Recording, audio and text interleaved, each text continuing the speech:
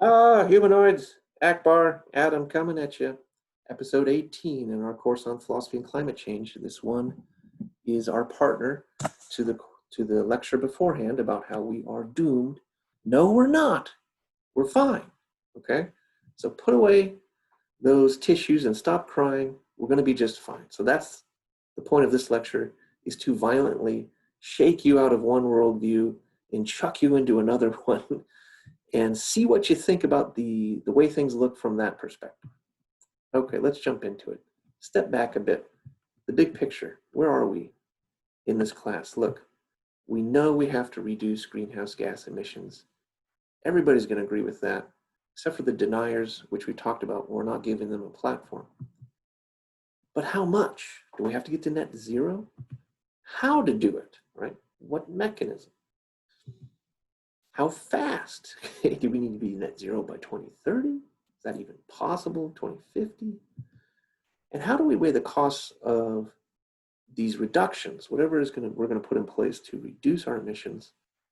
How do we weigh that against the dangers and damages of climate change? Is it the case that, as we discussed with our doomsaying viewpoint, that the danger is so high and so immediate that it's worth a massive cost? Or is it not the case? And so, yeah, climate change is a problem, but how urgent is it? And again, what kind of problem is it actually? So we're back in our questions about how do we construct something as complex and uncertainty laden as climate change? How do we make sense of it? So I'm going to give you another way of making sense of it. So we've been talking about the spectrum of worldviews. We talked about the downwing pole last time. And now we're going to talk about these optimists or the upwing, okay? And let's start with a case study. So this is a recent picture of a wildfire, a forest fire. And there is a very typical headline, right? California, 700,000 acres up in smoke. Here's the thing though, that headline's from 1899. Turns out wildfires aren't new, okay? Climate change didn't cause wildfires. They've always existed. In fact, ecosystems, many of them depend on fires, right? Spent a long time looking into this as I prep for this lecture, and I have this study here linked in your notes. And it's interesting to look at because this is a paleoclimatological reconstruction of what did the fire regime look like in California pre-arrival of Europeans, so pre-colonization. Turns out, most likely, there was a lot of fire, over 4 million acres every year. That has gone way down. Why? Because the colonizers, the Europeans, who became the Americans, starting around 1900 said, fire is bad, and we're going to put them all out. Well, now we've got a tinderbox ready to blow. So look, climate change, again, can make those fires more intense by increasing the base level heat, drying things out. But climate change is not really the major factor. The major factor is a inept, ill-conceived, maybe well-intended, bad national policy of squelching every fire as soon as it started. Okay, but that's just a case study. Zoom back out to climate change as a whole. Who is the upwing? It's ecomoderns, ecomodernism, the ecomodernists. I give you some names here. Check out the Breakthrough Institute. I have that linked in your notes. This is kind of the main hub for this way of thinking. And we'll see more of them as we talk throughout the rest of the class. Here's their main point. The solution to the problems caused by science and technology is more science and technology. The solution caused by the problems of modernity, of modernization, of development, is more modernity, modernization, development.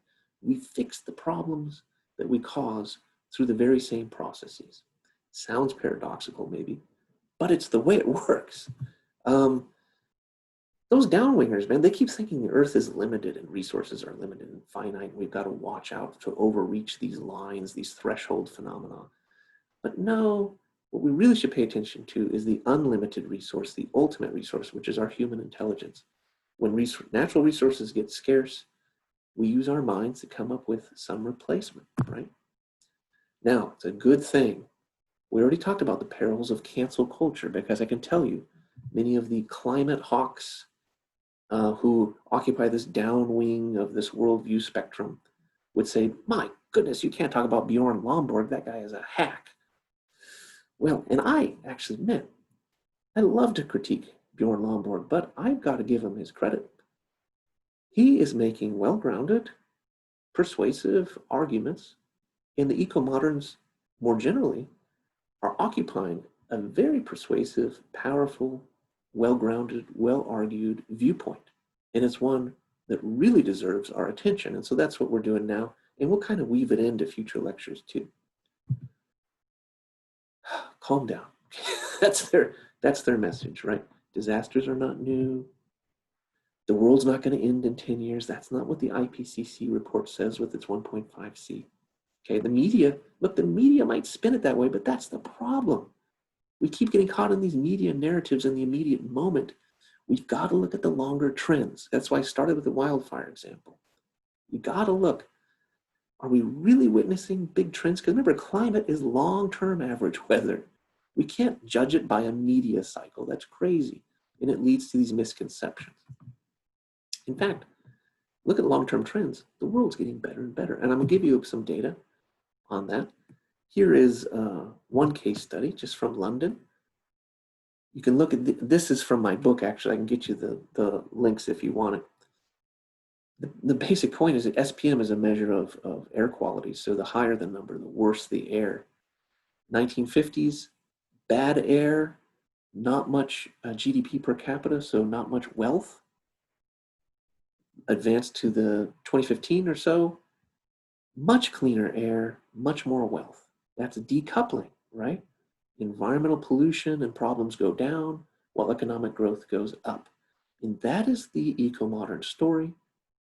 That is the worldview. That is the upwing, okay? This is what has happened and will continue to happen. So on a bigger scale, not just London and smog, the Human Development Index, the grandest sort of metric we have of progress. It is long and happy, healthy lives, education, and standard of living, okay? Up, everywhere you look, it's going up, up, up. The costs of disasters as a proportion of global GDP is going down. In other words, we're getting so wealthy that the impact of extreme weather events proportionally is shrinking. That's a good thing. Deaths from natural disasters is way down. So what's going on?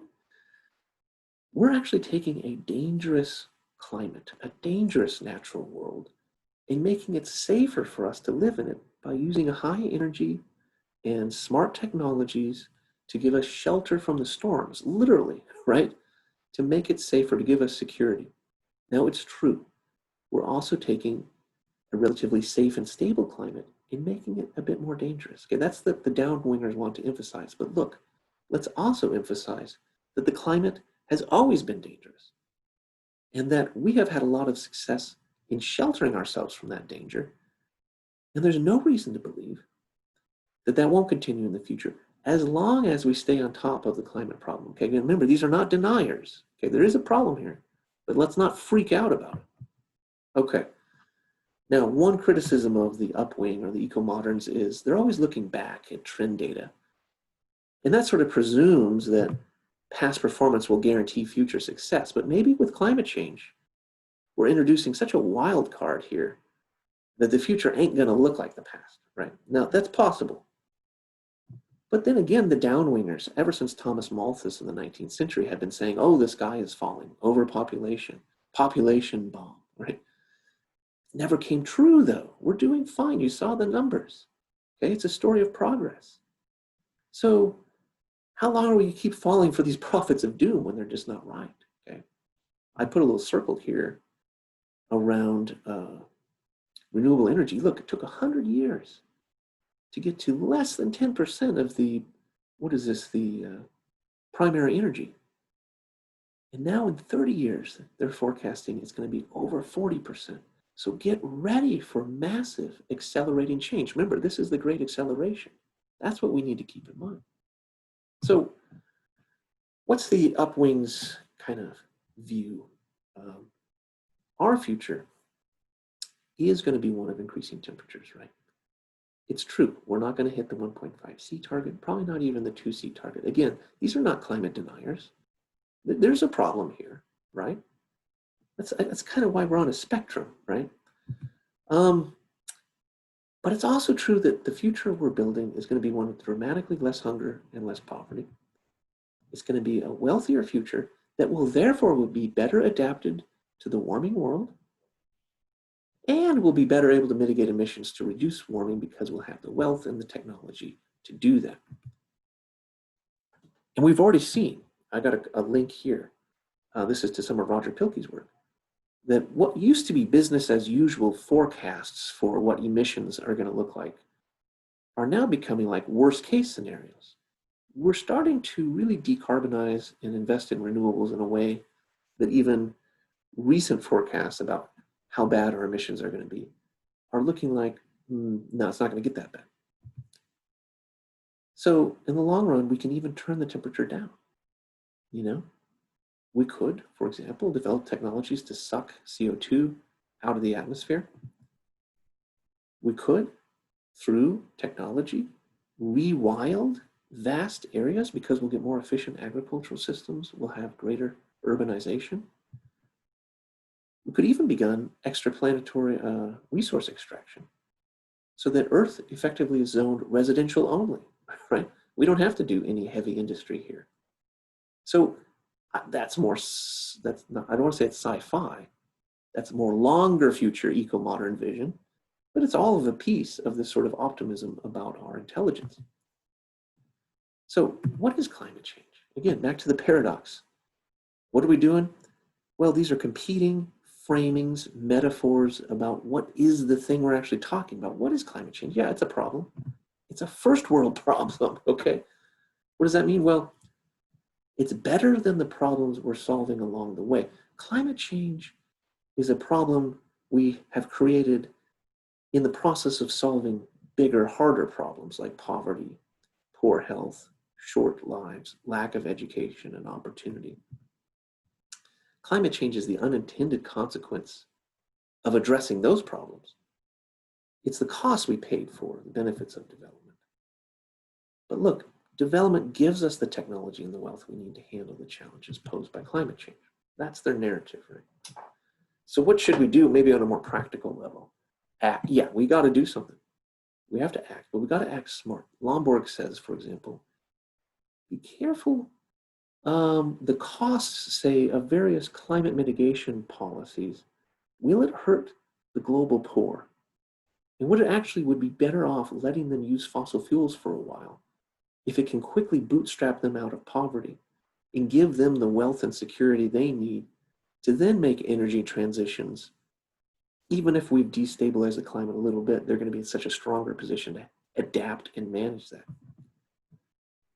So yeah, these immediate drastic reductions could impose present costs that aren't justified by the future benefits. And I put a link here. This is Ted Nordhaus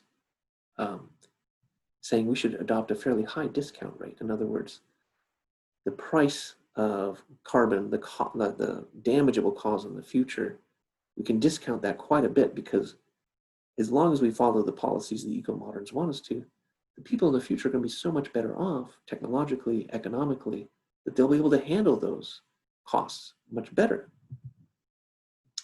So the smartest thing to do, innovation, right? Low and zero carbon technology, that's the way to go. And by the way, that's got to be a lot of nuclear power. And you got to electrify everything, or at least as much as you can, because the power sector, electricity, we can get that running on renewables. Then if we can use that for the transportation sector, for example, with battery powered vehicles, now we're solving huge chunks of our emissions problems. And more importantly, and what gets lost, maybe, I don't know, or let's spun in a different way with the downwinders, is you've got to help the poor and you've got to combat inequality. Wealthy people just survive better and they can afford to care about nature. So if you want to really get to the root of climate change from this perspective, inequality is a huge thing to address. Some of the worst climate futures you could imagine are full of people who are too poor to have air conditioning and the things that would help them adapt to a changing climate. Or they're too poor to pick up and be able to move in migration patterns that are probably already baked into the cake, right? Bigger, let's think theologically now.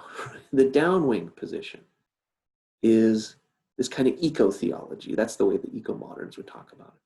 And it's all about sinfulness and transgression and hubris. You know, we've overstepped our appropriate place. And now we're going to pay for our sins as this great earth goddess awakens and puts us in our proper place, right? But look, we're natural creatures doing what we do best. This is our adaptive abilities. We're just smart. We don't have big claws or sharp teeth, but we have big brains. We control our environment. That's what we do. Okay, we're not violating some natural order of things here. And along the way, we're humanizing ourselves, right? That's what we do with development and technology. We're making life more dignified for more and more people. People who can have electricity and don't have to go out and gather firewood and burn it in their home in a way that creates particulate matter, right? This is happening now for so many people. People who can have running water and plumbing and toilets. This is humanizing. This is about dignity. That's the frame we need to see climate change in. And imagine our abilities, not our impacts. So the downwingers say, we're lacking moral imagination because we can't conceive of just how impactful we're being on the planet. You know, you drive your car and the emissions come out the tailpipe and all you see is your little piece of the puzzle, and we can't envision, oh my gosh, we're messing things up, right? That's the downwing vision. The upwingers are saying, no, the thing we're not good at imagining is our abilities and how quickly life has changed for the better and how much, much more quickly it's going to change for the better in the future. So this is Moore's law about transistors on circuit chips, but more generally, the great acceleration, right? We are going to see these massive changes in technology. Here we go. Yeah, that's what I wanted to say. So that the next 100 years, if you think about the year 2120, that's not like going back to 1920. That's like going back to the Bronze Age in terms of the kinds of tech and economic changes we're going to see over the next 100 years, right? So all the changes you saw from the Bronze Age up to now are going to be comparable to what we're going to see from now to 100 years from now. It's almost, we can't even see around that corner. One thing we know, though, is that solar, and I'll end, I started with solar, the picture of solar on the beginning. I'll end with solar. The price of solar is plummeting exponentially. The adoption of solar energy is growing exponentially.